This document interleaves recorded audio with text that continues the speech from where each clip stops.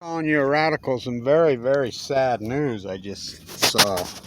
So, as you know, I used to call myself in those days the 2012 NLDS San Francisco Giants. And that whole Giants 10, 12 thing, but Lincecum, Tim Lincecum, God, he was everybody's favorite, right? I mean, incredible. I see his beautiful wife has passed so incredibly young of cancer, and she's San Mateo, and it's very fucking sad. But my whole life ties around that 2012, you know, baseball, basketball. If you've never watched Ken Burns, he proves to you that baseball mirrors culture. So, because I got cancer in 2011, there's a really, Daily Mail of all people has a really great expose on her, and has this incredible picture of her holding, there are all the hundreds of folded paper cranes. I don't have mine with me, but so she has to be conscious, and you know, you read what through, she has to be conscious about Fukushima, you know, the folded case. I guarantee she was. San Mateo. That tide pool video I have, 115,000 views, that one where me and Patrick fall, that's San Mateo. So, I'm in the bone marrow transplant center, as you know, 2011, 2012, fighting AML, leukemia de novo, given too much living, I'm dying. I am synced up and it's not working. The chemo. It looks like it's been a failure. My counts keep crashing. It looks like I'm going to die. I mean, I'm right on the edge. It's 2012. And I don't know if you've ever know what a bone marrow biopsy is. But they lay on your hip. You're awake, you know, but had a central line here, but you know, it's just not happening. I'm not recovering. So they bone marrow biopsy me again, blood work me, and this is in the fall, October 2012. And I'm in there, inpatient for a few days, kind of back and forth. Got the TV on. You know, was a baseball guy. I don't like what Major League's turned into, but the metaphors matter. And as I've been walking the coast of California, started walking that in 2013, 14, 15. You know, I was out there 13, 14, 15, 16. I had a wind-up radio. A guy running to me in Big Sur in the, where did you sleep last night? In the Redwoods. He says, Kevin Blanche. Oh my God. Can't believe I run into you here. You know, I'm sleeping in there. Just in my sleep bag. And he gave me a wind-up radio. And so the only thing, I had no cell phone, had nothing. I was dying out there. And I would pick up Giants baseball and Golden State Warriors basketball in those days, you know, because that's all you get. 6:80 at night's the only thing that you could pick up out there, you know. And the Giants in that incredible run 2010-20, but that 2012 team is the greatest comeback in sport history. You know, it ranks right there. The only one that can come close to is my friend who I played against, Jim McMahon, from here in the Holiday Bowl. So, but this is the most improbable, the most impossible Vince Scully. Vince Scully, before he was Dodgers, Vince Scully was 49ers. Dwight Clark is 10 feet tall. People forget that in Dodgerland. You know, we Dodgers and Giants hate each other. Lincecum played for both.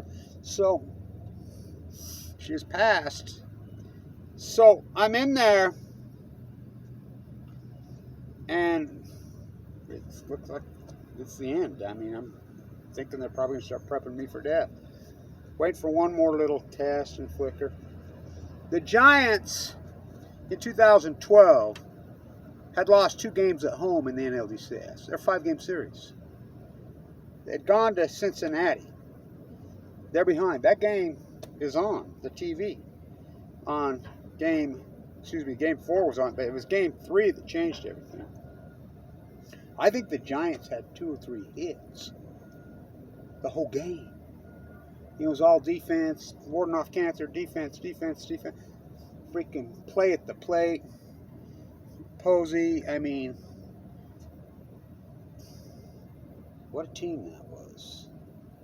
I don't know how they have, in extra innings, I mean, a play at the plate. Pence off the fence. You know, and they win that game so improbable, so impossible, barely stay alive. Barely stay alive. So the next game, I'm in there watching, you know, they're losing against Cincinnati. Posey. Lincecum. They come back out of nowhere, win. Go back to San Francisco, win game 5. Same thing, they're down 3-1 against the Cardinals. Come back in probable win. Sweep the Triple Crown winner.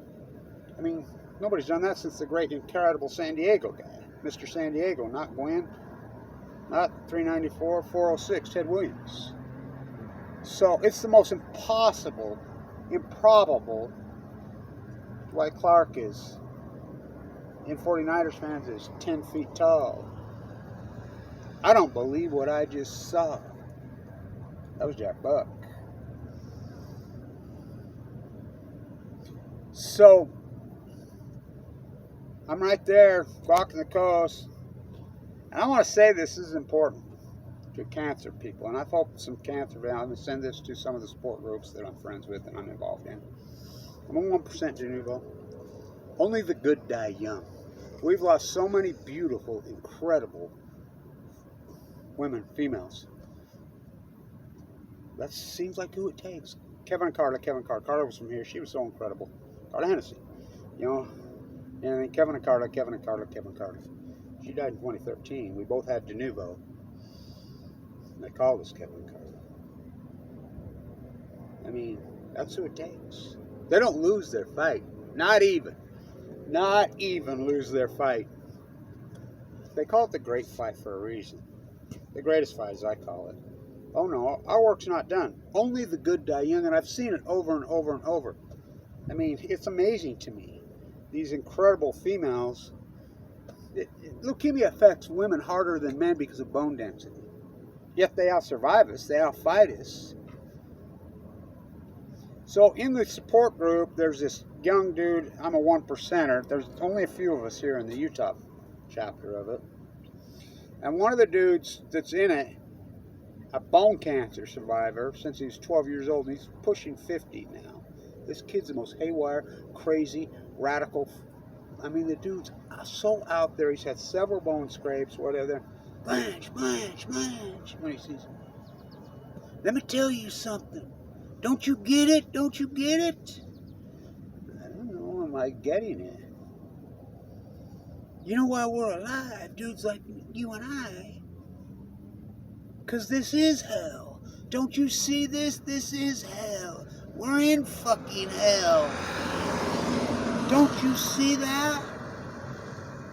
The good die young because they go to heaven. Where'd you sleep last night? Don't you lie. So I saw this and God, it made me almost, well, I really teared up. Only the good die young. It's so true. My work is surely not done. It's been a hell of an ugly, ugly battle, but these metaphors in baseball, they matter. Like I said, it's the most improbable, impossible. You know, that's Scully with Buck. I don't believe what I just saw. That was them Oakland A's. My friend that I grew up with here, played baseball with, my whole life was on second base for the A's, Glenn Hubbard. What an athlete, what a player. Eckersley, he just retired. I was never a fan of Eckersley. Loved Kirk Gibson. Was sort of Ogden, but I was a Giants guy through all those freaking years. Need my radio. On the cliffs in San Mateo. You know, where'd you sleep last night? Started walking from San Diego, working the coast. San Diego County, Orange County, Los Angeles County, Ventura Highway, Santa Barbara County, San Luis Obispo. Got stopped by Diablo. Kept working, you know, all the way. San Mateo. What an incredible place. In my sleeping bag with my winder up, listening to Lincecum. Dude was skinny. I mean, small. Freaking throw so hard his hair would almost. The only person I ever saw his size throw harder than that was Koufax. Very sad to see, and this is important for people to understand this, because this is so heartbreaking when our young, beautiful loved ones. I mean, it's one thing old geezers like me now go, but it's another thing when these young, beautiful, incredible things. She was a school teacher with folded paper cranes, so she was obviously conscious. The conscious mind, we're so socially engineered into not listening to our conscious mind, and everything is done, television, radio, everything, even sport is engineered into not connecting the dots. Fukushima, you know, so I got to hold that paper crane in my hand. Highlight of my life, one of them, in the Nolgay hangar. Sudoku's very own niece come up to me with tears in her eyes, told me thank you. Back to me. Holding 1,000 paper cranes. Sudoku was 11 years old. She only got to 680. You know, this infamous week. I don't know if you got to see the sturgeon moon last night or this morning. Holy cow. Whoa. Speaking of that, if you're in NoCal or even SoCal, sneak out to them tide pools, get a look. See how dead they are. They're tide pool jumping, Bobby and BLANCH. The 2012 NLDS Game 3. Only the good die young. Only the good die young. Only the good die young. Only the good die young. Stay tuned.